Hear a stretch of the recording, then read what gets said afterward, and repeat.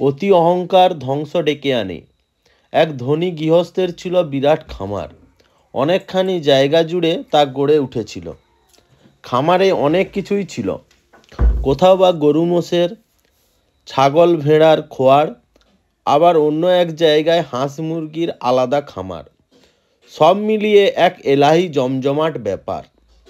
মুরগির খামারে মুরগি অনেকগুলোই ছিল, কিন্তু মোরগ ছিল মাত্র দুটি। তার মধ্যে একটা বড় আর একটা খুব ছোট। বড় মোরগটাই ছিল সেখানকার সমস্ত মুরগির প্রভু। অন্য মোরগটা যতদিন ছোট ছিল ততদিন কোনো ঝামেলা হয়নি, কিন্তু সে যখন পূর্ণবয়স্ক হয়ে উঠল, গোলমালটা শুরু হলো তখনই। সে বড় মোরগটার দাপট সহ্য করতে রাজি হলো না।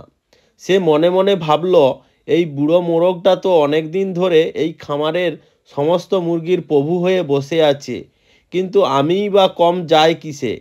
আমি কেন ওর খবরদারি মেনে চলব? বড় মোরগটি বুঝতে পারল তার প্রতিদ্বন্দ্বী এসে গেছে, এর হাতেই একদিন রাজত্ব যাবে তার। তাই এই নতুন মোরগটিকে দেখলেই বড় মোরগটি তেড়ে যেত, ঠুকরে তাকে অস্থির করে দিত। প্রথম প্রথম ছোট মোরগটি পালিয়ে যেত, কিন্তু যতই দিন যেতে লাগলো, নতুন মোরগটির গায়ের জোর ও মনের সাহস ততই বেড়ে যেতে লাগলো। শেষ পর্যন্ত একদিন সে আর বড় মোরগের ভয়ে পালিয়ে গেল না। শুরু হলো লড়াই। লড়াইয়ে নতুন মোরগ জিতল। বড় মোরগটা একটা বাড়ির কোণায় লুকিয়ে পড়ে নিজের লজ্জা ঢাকতে চেষ্টা করলো। এদিকে নতুন মোরগ জেতার আনন্দে দুই ডানা ছাড়িয়ে খুব জোরে ডেকে উঠল। তারপর সে উড়ে গিয়ে একেবারে খামার বাড়ির ছাদে উঠল।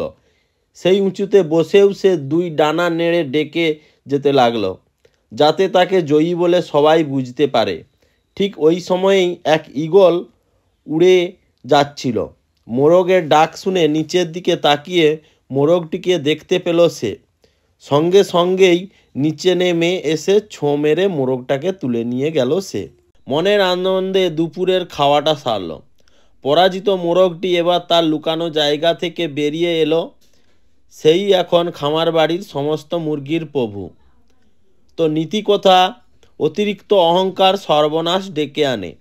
তো বন্ধুরা, এই গল্পটা যদি আপনাদের ভালো লেগে থাকে অতি অবশ্যই চ্যানেলটি সাবস্ক্রাইব করবেন এবং লাইক শেয়ার কমেন্ট করতে ভুলবেন না। তো পরবর্তী নতুন ভিডিওতে আবার দেখা হবে। ধন্যবাদ।